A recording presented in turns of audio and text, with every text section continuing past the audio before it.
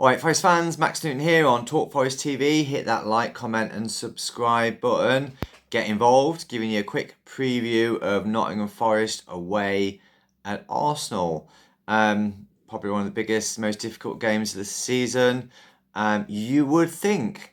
And in previous seasons in the Premier League, the last two previous seasons in the Premier League, we're going to these sort of games thinking, oh, it's a free hit and just expecting to come away with nothing. But let's not forget, last season we gave Arsenal a right scare with a fantastic breakaway goal set up by Alanga and scored by Awoniyi. This season, Arsenal are level on points with us, aren't they? So they're not a wonder team. They've struggled in games. They've struggled to score goals. They've struggled to be creative. They've struggled to break teams down. Feels like just the sort of Arsenal that Forest can go away with our away tactics and our away form and get something out of. Keeping it tight. Marino with Saka in his pocket. Ryan Yates bullying the shit out of Odegaard. Odegaard comes off at half time, and we grab a late goal or two through our pacey counter attacks. So I think we go into this game absolutely, far from like nothing to be afraid of. We go into this game, I think, with optimism, and rightly so. We lost at home to Newcastle, and we didn't play great, but we weren't as poor as some people are making out. And I think Newcastle were just really, really good and took their chances. Let's not forget, at 1-1, Dominguez found himself with a one-on-one and the goalkeeper and hit the goalkeeper. And I think a minute or two later, Newcastle went up the other end and scored. And on those sorts of fine margins do games of football get decided. And on this occasion, it went against us. But that's not to say that next time it wouldn't do. So, quite rightly, Forest have still been shown a lot of love during this international break. Ryan Yates, full piece article about our captain in the Guardian. Who'd have thought? Under Houghton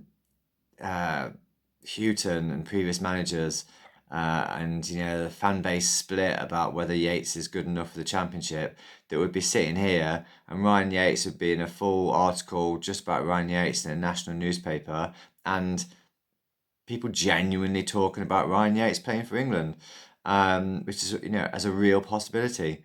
It does. This is a perfect game for Ryan Yates. A nervous Newcastle, a home crowd that will be up for it initially, but will soon quieten down if they don't get any joy. An Arsenal team that's just, like I say, not been finding a way to break teams down.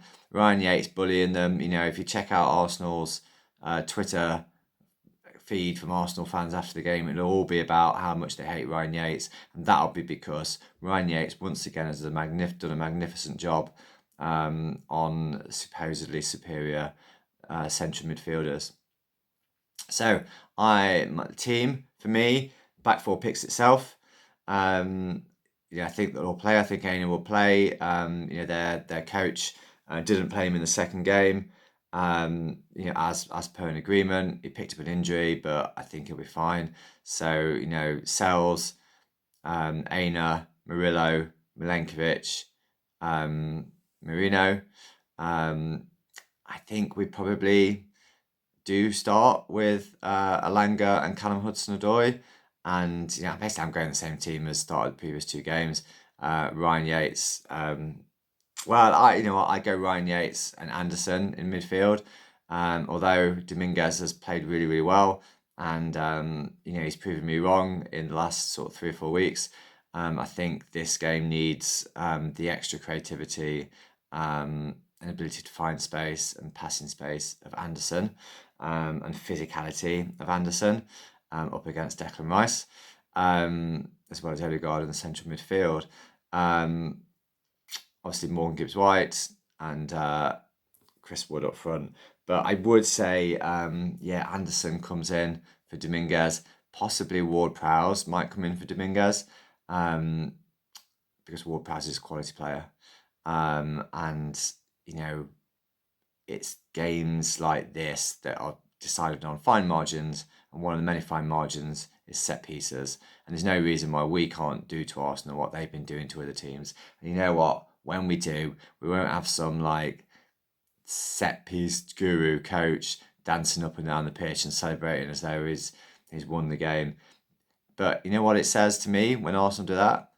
They're one dimensional. Like, they're actually one dimensional. They're a set piece team. They're a set piece team with a bit of flair here and there that is patchy and inconsistent. So Forest can capitalise on that. We need to take our chances. Chris Wood is the man taking his chances. And yeah, I think it's another game where we use all of our substitutes to influence the game at both ends. So I'm going 1-0 Nottingham Forest. Chris Wood continuing his amazing scoring form. Ryan Yates man of the match. Nottingham Forest singing all the way back